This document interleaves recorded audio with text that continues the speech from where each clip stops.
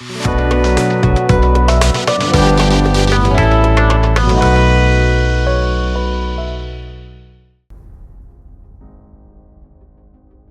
Israel-Iran War, an Analysis. Author Mohammed Abdulhamid. On the morning of June 13, 2025, the Iran-Israel War commenced, later to be labeled by U.S. President Trump as the 12-Day War.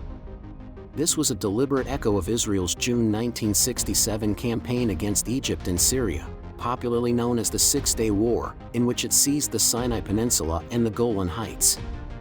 An overview of Iran-Israel relations. Iran-Israel relations have long been marked by complexities. The 2003 overthrow of Saddam Hussein and the subsequent American military presence in Iraq opened the door for Iran to solidify its regional reach, starting with Iraq. Earlier still, during the formative years of the Islamic Republic under Ayatollah Khomeini, Iran established a durable alliance with Syria under Hafez al-Assad. This partnership later continued under his son, Bashar. Iran's regional strategy crystallized through its robust support for Hezbollah in southern Lebanon and the Houthis in Yemen.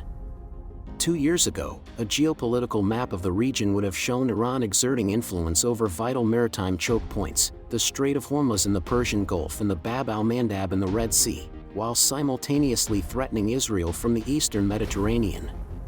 Especially, as Tehran also lent material and media backing to Hamas in Gaza. What fundamentally altered the position was the Aqsa flood operation launched by Hamas on October 7, 2023. This action convinced Israel, along with the United States, that an open confrontation with Hamas and its principal backers, Iran, Hezbollah, and the Houthis, had become inevitable. It also precipitated a broader polarization between Western powers, led by the United States, and an axis that regards Israel as a crusader outpost imposed upon the Middle East. This development could be seen as yet another chapter in a century-long strategy, dating back to the fall of the Ottoman Empire and the Balfour Declaration, aimed at forestalling the emergence of unified Islamic polities or alliances in the region. Israel's calculations. Israeli Prime Minister Benjamin Netanyahu, backed by far-right partners within his government, exploited this moment to pursue long-held expansionist ambitions. Key figures, including National Security Minister Itamar Ben-Gvir, Finance Minister Bezalel Smotrich, Foreign Minister Israel Katz, and senior IDF generals, have openly championed notions rooted in religious prophecies of a promised land, stretching from the Nile to the Euphrates. Their agenda includes the eradication of Palestinian historical rights and, ultimately, the total expulsion of Palestinians, reminiscent of the fate that befell the Muslims of Andalusia. Their strategy began by systematically targeting Hezbollah. A succession of intelligence-led operations eliminated top Hezbollah figures, including the group's leader of 3 decades, Hassan Nasrallah. Simultaneously, multiple Hezbollah arms depots were destroyed, compelling the organization to retreat, accept a ceasefire, and pledge to refrain from regional entanglements. Shifts in Syria and Yemen. In the wake of these setbacks, Bashar al-Assad's regime in Syria crumbled in December 2024, replaced by a new government under Ahmed Shara. The new administration swiftly expelled Iranian influence and severed diplomatic ties. Consequently, in Syrian public perception, Iran has emerged as the foremost adversary, primarily due to the atrocities committed during the years of revolution and civil war. With the collapse of Assad's regime and Hezbollah's retreat, Iran lost 2 critical pillars of its regional project. Left largely isolated, Iran could only count on the Houthis, who continued to launch rockets toward Israel and disrupt Red Sea shipping in solidarity with Gaza. In retaliation, US, UK, and Israeli forces struck Houthi positions across North Yemen, including Hodeidah Port and Sana'a Airport, significantly degrading their capabilities. Iran was thus left isolated and bereft of its regional extensions. In the process, the Americans and Israelis claimed intelligence that Iran was only a few weeks away from producing a nuclear bomb. For the US and Israel, this was considered a red line to maintain their absolute dominance in the Middle East and their interference in the internal affairs of the region. After 2 months of unsuccessful negotiations between Iran and America and the Sultanate of Oman, Israel launched a sudden military operation. The military phase of the war. the Israeli Air Force began by demonstrating an overwhelming technological superiority, employing F-35 stealth fighters, advanced F-15s and F-16s, and an extensive in-flight refueling capacity.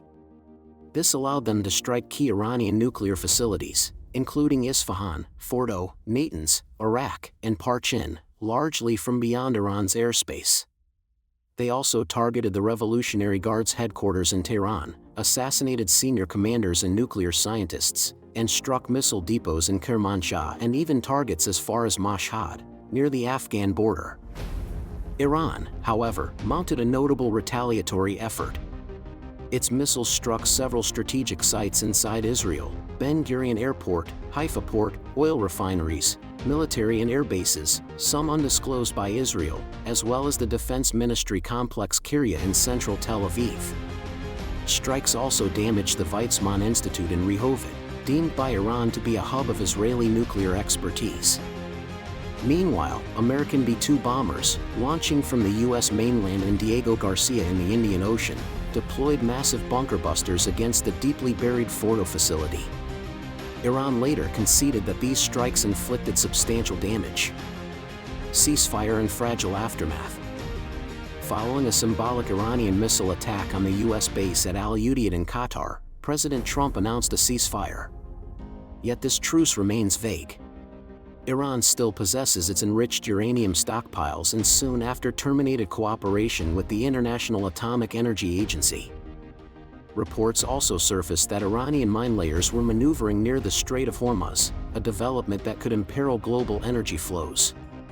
Trump and Netanyahu reiterated their uncompromising stance: Iran would not be permitted to acquire a nuclear bomb under any circumstances.